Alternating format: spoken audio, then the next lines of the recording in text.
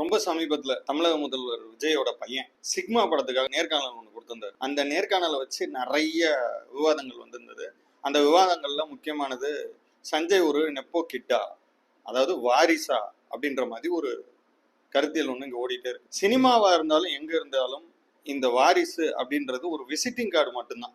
Cinema துறையில 8 வருஷம் நான் ஒர்க் பண்ணியிருக்கேன். அசிஸ்டன்ட் கேமராமேனா, அசிஸ்டன்ட் டைரக்டர் ஒர்க் பண்ணியிருக்கேன்றதுனால நிறைய நெப்போ கிட்ஸை நான் பார்த்துருக்கேன். அது உள்ள வர்றதுக்கான ஜஸ்ட் விசிட்டிங் கார்டு மட்டும்தான்.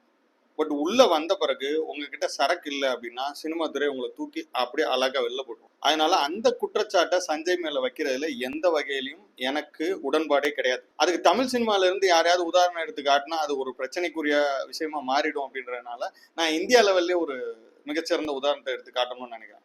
இந்திய சினிமாவோட அடையாளமா எப்போதும் சொல்லப்படுற அமிதாப் பச்சனோட பையன் அபிஷேக் பச்சன், அவர் ஒரு நெப்போ கிட்டு தான். ஆனா அவர் திரைத்துறைக்குள்ள வந்து எந்த அளவு சாதிக்க முடிஞ்சுச்சு? இன்னைக்கும் அபிஷேக் பச்சனோட அடையாளம் என்ன? தனியா ஒரு அடையாளத்தோட இப்ப வரையும் அபிஷேக் பச்சனால ஒரு இடத்த பிடிக்கவே முடியல. நெப்போ கிட் அப்படின்றது இன்னொரு வகையில ஒரு மிக மோசமான அழுத்தம். ஏன்னா யாரோட பேரை சொல்லி இந்த துறைக்குள்ள அவங்க வர்றாங்களோ அவங்களோட பேர் ஆல்ரெடி ஒரு உயரத்துல இருக்கும். அந்த உயரத்தை எக்காரத்தை கொண்டும் இறக்காம இருக்கிறதே இன்னைக்கு பெரிய விஷயம். ஏன் தமிழ் சினிமாவோட உச்ச நட்சத்திரம் அப்படின்னு சொல்லப்படுற ரஜினி, கமல் 2 பேரோட வாரிசுகளா வந்தவங்களும் இங்க எந்த அளவு அவங்களோட இடத்த தக்க வச்சாங்க அப்படின்றதுக்கு கண்ணு முன்னாடியே உதாரணம் இருக்கு.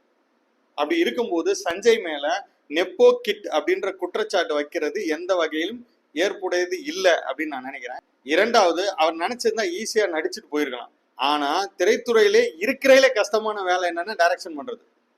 கிட்டத்தட்ட 26 துறை சார்ந்த அறிவு வேணும் ஒரு இயக்குனருக்கு அப்படின்னு ஒரு கோட்பாடு இருக்கு.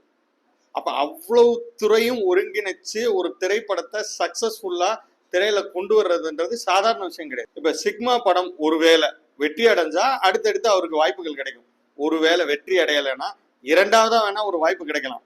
அதுலயும் தடுமாற்றம் இருந்தா கண்டிப்பா அவரோட அப்பாவோட பேருக்காகவே தொடர்ந்து வாய்ப்புகளை பெறுவாரானா கண்டிப்பா இல்ல. அதற்கான சாத்தியமே கிடையாது. அதை தாண்டி அவரோட நேர்காணல் எப்படி இருந்தது அப்படின்னு கேட்டா கண்டிப்பா ரொம்ப ரொம்ப இயல்பா இருந்தது. இன்னொன்னு, ஒட்டு மொத்தமா இந்த நேர்காணல்ல சஞ்சய் ரொம்ப இயல்பா அழகா அட்டகாசமா பதில் சொல்லிட்டு இருந்தார். உண்மையிலே இந்த நேர்காணல்ல இயல்பா இல்லாம இருந்தது டிடி தான்.